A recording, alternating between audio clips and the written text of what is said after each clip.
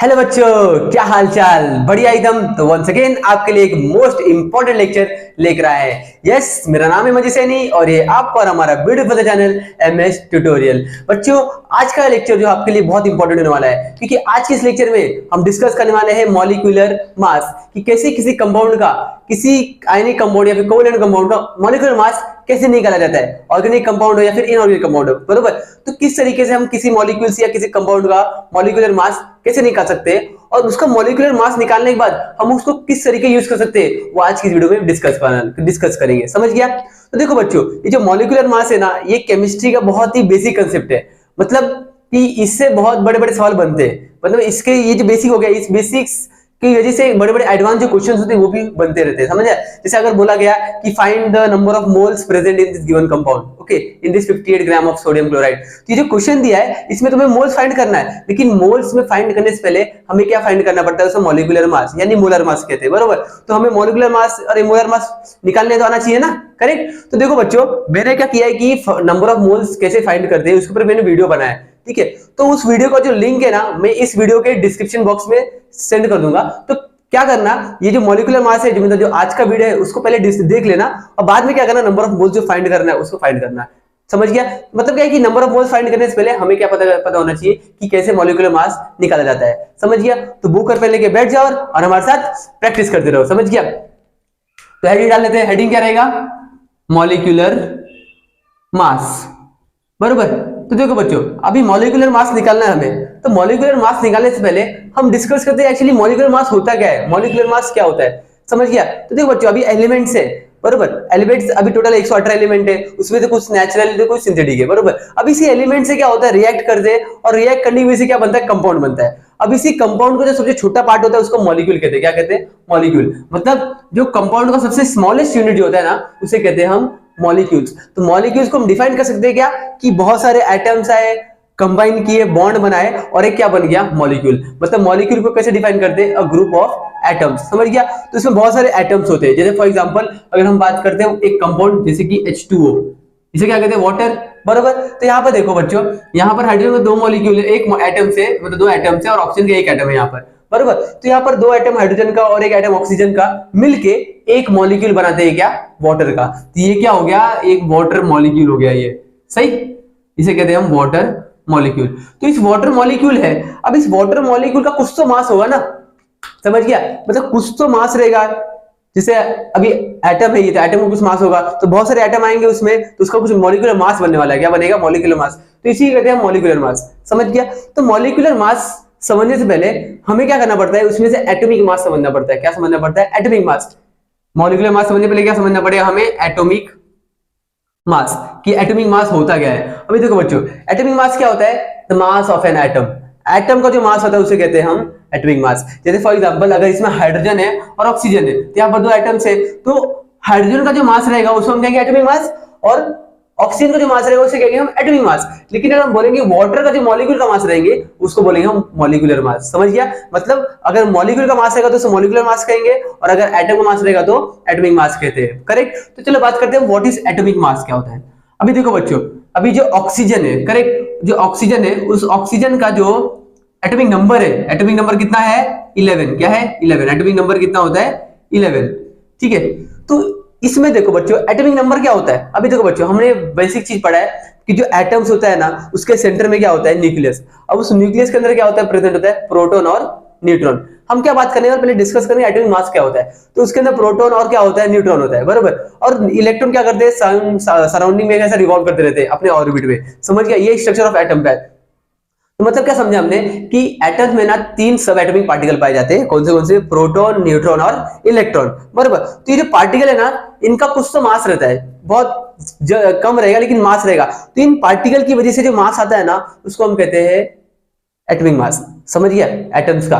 तो मतलब क्या, इलेक्ट्रॉन तो नहीं लेते, क्योंकि इलेक्ट्रॉन का मास बहुत कम रहता है, 10⁻³ kg में रहता है, मतलब बहुत कम रहता है। और जो प्रोटॉन का रहता है ना, प्रोटॉन का वो 10⁻27 kg में रहता है। तो हम क्या करते हैं कि जो एटॉमिक मास जो होता है ना, वो सिर्फ प्रोटॉन और न्यूट्रॉन को ही कंसीडर करते हैं। मतलब न्यूक्लियस का जो मास रहेगा ना, वही हम कंसीडर करते हैं। जैसे फॉर एग्जांपल अगर हम बात करते हैं अपना सोलर सिस्टम, तो सोलर सिस्टम में देखो सन है। अब सन सबसे बड़ा सेलेस्टियल बॉडी है हमारे सोलर सिस्टम में। तो मतलब पूरे सोलर सिस्टम का जो 99.9% जो मास है ना वो अपना सन का ही है, समझ गया। तो अगर हम बात करते हैं कि अपना सोलर सिस्टम का मास कितना है, तो हम सीधा सन का ही देखेंगे कि सन का जितना मास रहेगा उससे कंपेयर कर देंगे। बाकी जितने छोटे छोटे प्लैनेट्स रहेंगे वो बहुत ही छोटे रहेंगे एज कंपेयर टू सन, समझ गया। तो मतलब अगर सोलर सिस्टम का मास पूछा गया तो सन को हम पकड़ेंगे, कंपेयर करेंगे, क्योंकि सन का अप्रोक्स जितना सन का मास रहेगा उतना सोलर सिस्टम का भी मास रहने वाला है। उसी सेम होता है कि जो एटम का जो मास होता है ना वो न्यूक्लियस पे ज्यादा कॉन्सेंट्रेटेड रहता है, क्योंकि इलेक्ट्रॉन तो का मास तो कुछ होएगा नहीं, क्योंकि वहां पर इलेक्ट्रॉन मास बहुत कम रहता है। तो सीधा क्या रहेगा, प्रोटॉन और न्यूट्रॉन का जो मास रहेगा वही हम कंसीडर करते हैं किसमें, एटॉमिक मास में, समझ गया। तो मतलब हम क्या करते हैं कि एटॉमिक मास जो होता है ना वो रहता है total number of proton and neutron present in the nucleus, समझ गया। तो समझ गया अच्छे से क्या कि एटॉमिक मास क्या होता है, it is a number of total number of proton and neutron present in the nucleus of an atom, correct. तो ये से कहते हैं हम एटॉमिक मास, समझ गया। अभी एटॉमिक मास हमने समझ लिया है। तो अगर बात करते हैं ऑक्सीजन, तो ऑक्सीजन का एटॉमिक नंबर क्या है, 11। अभी हमने देखा है कि हमने पढ़ा है कि एटॉमिक नंबर क्या होता है, total number of proton, correct. तो मतलब ऑक्सीजन के एटम में ना 11 प्रोटॉन प्रेजेंट है, समझ गया। एटॉमिक नंबर उसी कहते हैं कि जितना प्रोटॉन नंबर प्रेजेंट होता है उतना ही क्या रहता है, एटॉमिक नंबर होता है। तो अगर एटॉमिक नंबर ऑक्सीजन का, सॉरी 11 नहीं 8 है ऑक्सीजन का, ठीक है, सॉरी, तो एटॉमिक नंबर क्या है, 8 है, करेक्ट। हाँ 8 है। तो फिर इसका मतलब क्या है कि जो एटॉमिक मास है, ठीक है, वो इसमें क्या रहेगा, न्यूक्लियस में क्या रहेगा, प्रोटॉन और न्यूट्रॉन दोनों रहने वाला है। मतलब 8 इसका एटॉमिक नंबर है, तो 8 एटॉमिक नंबर है, मतलब ऑक्सीजन के कितना न्यूक्लियस में कितने प्रेजेंट रहेंगे, प्रोटॉन 8 प्रोटॉन प्रेजेंट रहेंगे, समझ गया। तो इस ऑक्सीजन का एटॉमिक मास भी है, एटॉमिक मास, ठीक है। ये कितना होता है ऑक्सीजन का, कितना, 16, कितना 16। तो इसका मतलब क्या है, 16 क्या है, इसमें प्रोटॉन भी है और न्यूट्रॉन भी है। अब हमने देखा प्रोटॉन कितना है, 8 है, बराबर। तो बचा कितना रहेगा, 16 माइनस 8 जो कि रहेगा 8, मतलब 8 नंबर ऑफ न्यूट्रॉन भी रहने वाला है, समझ गया। तो इस तरीके से क्या होता है ऑक्सीजन का एटॉमिक मास हम फाइंड कर सकते हैं। वैसे सोडियम का भी देखो, सोडियम का एटॉमिक नंबर कितना होता है, 11, बराबर। और एटॉमिक नंबर क्या होता है, प्रोटॉन। तो मतलब उसके न्यूक्लियस में कितने प्रोटॉन है, 11 प्रोटॉन है, करेक्ट। वैसे इसका एटॉमिक मास जो होता है वो होता है 23, कितना होता है, 23। अभी 23 में से 11 तो प्रोटॉन ही हो गया, तो बचा कितना, 12। 23 माइनस 12 कितना आएगा, 12 आएगा, यानी 12 न्यूट्रॉन रहेंगे, क्या रहेंगे, न्यूट्रॉन, समझ गया। तो इस तरीके से हम एटॉमिक मास को डिफाइन करते हैं, बराबर। तो एटॉमिक मास समझ गया रहेगा। अभी एग्जैक्ट वीडियो पे आ जाते हैं, मतलब पॉइंट पे, कि मॉलिक्यूलर मास कैसे निकाला जाता है, करेक्ट। तो देखो अभी आपको एक कंपाउंड दिया रहेगा, अब उस कंपाउंड का क्या करना है, मॉलिक्यूलर मास निकालना पड़ेगा। तो मॉलिक्यूलर मास निकालने के लिए ही हमें क्या जरूरत पड़ता है, एटॉमिक मास समझना पड़ता है कि एटॉमिक मास होता क्या है, ओके। तो ये एटॉमिक मास अगर हमें पता रहेगा, ठीक है, तो हम आसानी से क्या मॉलिक्यूलर मास निकाल सकते हैं किसी भी कंपाउंड का, ओके। चलो फाइंड करते हैं। सपोज अगर एक कंपाउंड दे दिया, suppose H2O water molecule, okay. अब इस वाटर मॉलिक्यूल है, अभी समझो ये वाटर मॉलिक्यूल का हमें मॉलिक्यूलर मास निकालना है, find the molecular mass of water molecule, see H2O। तो इसका मॉलिक्यूलर मास कैसे निकालेंगे, तो मॉलिक्यूलर मास निकालने से पहले हमें क्या पता होना चाहिए, एटॉमिक मास पता होना चाहिए, किसका, जो एटम प्रेजेंट है उस मॉलिक्यूल में। तो कौन से एटम प्रेजेंट है, एक हाइड्रोजन और एक ऑक्सीजन। तो जो हाइड्रोजन है उसका एटॉमिक मास 1 है और ऑक्सीजन में कितना है, 16, समझ गया। तो ये हमें पता होना चाहिए। अब ये हमें पता रहेगा तो मॉलिक्यूलर मास निकाल लेंगे आसानी से। कैसे निकालेंगे, देखो ऐसे लिखेंगे, मॉलिक्यूलर मास ऑफ वाटर क्या रहेगा, देखो कैसे निकाला जाता है। हाइड्रोजन इधर है, तो पहले क्या करेंगे, हम हाइड्रोजन का एटॉमिक मास लिखेंगे, यह है 1, ठीक है। और इसको मल्टीप्लाई करेंगे, किससे मल्टीप्लाई करेंगे, नंबर ऑफ एटम्स से। कितना एटम प्रेजेंट है हाइड्रोजन का, 2, तो इसे 2 से मल्टीप्लाई कर देंगे, करेक्ट। अब सेकेंड एटम यहां पर है ऑक्सीजन, तो इसके लिए हम पहले ऐड कर देंगे, प्लस डालेंगे नेक्स्ट साइड। अब इस सेकंड एटम में देखो इसका एटॉमिक मास कितना है, 16, तो 16 लिखेंगे और मल्टीप्लाई बाय किससे मल्टीप्लाई करना है, नंबर ऑफ एटम्स में। मतलब ऑक्सीजन का एटम कितना है, इधर इधर कुछ लिखा है क्या, नहीं, तो क्या रहता है 1, तो इसको 1 से मल्टीप्लाई कर देंगे। तो सॉल्व करते हैं इसको, 1 2 2 एंड 16 16, तो सॉरी प्लस आएगा इधर, प्लस, तो 2 + 16 कितना आ गया, 18 ग्राम, ठीक है। तो इस तरीके से क्या होगा, वाटर मॉलिक्यूल का हमें 18 ग्राम जो है, 18 ग्राम वो वाटर मॉलिक्यूल का क्या है, मॉलिक्यूलर मास है, करेक्ट। तो इस तरीके से हमने वाटर मॉलिक्यूल निकाल लिया। तो ऐसे बहुत सारे कंपाउंड का निकाल सकते हैं। सपोज हमें निकालना है सोडियम क्लोराइड का, सोडियम क्लोराइड क्या है फॉर्मूला उसका, NaCl। अब बच्चों देखो यहाँ पर सोडियम और क्लोरीन दोनों है, ठीक है। तो पहले हम क्या करेंगे, सोडियम का एटॉमिक मास कितना 23 और क्लोरीन का एटॉमिक मास कितना 35.5, ओके।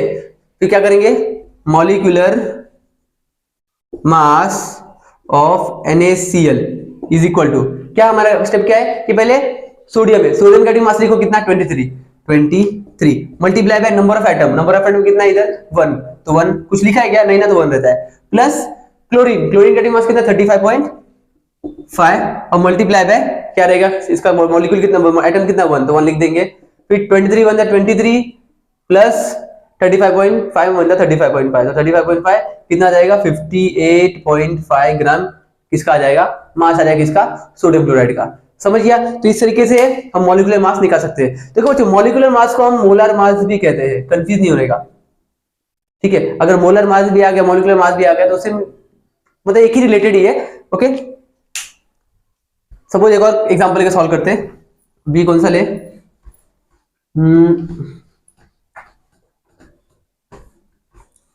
सपोज लेते हैं ग्लूकोज C6H12O6 ग्लूकोज, ठीक है। तो कार्बन के एटॉमिक मास कितना 12, हाइड्रोजन का 1, ऑक्सीजन का 16, ठीक है।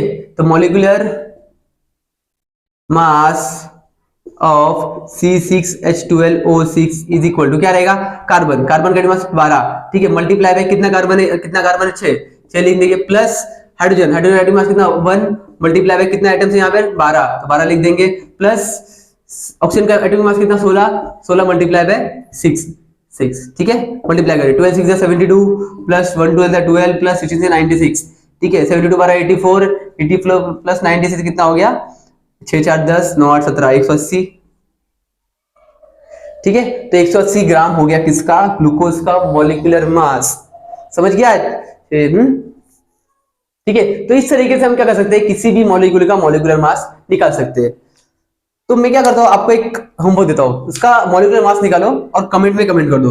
सपोज क्या किया था, कैल्शियम क्लोराइड का निकालो, HCl का निकालो, ठीक है। ये दो का मॉलिक्यूलर मास निकालो और कमेंट में कमेंट कर दो। देखो बच्चों, मॉलिक्यूलर मास निकालना बहुत इजी है।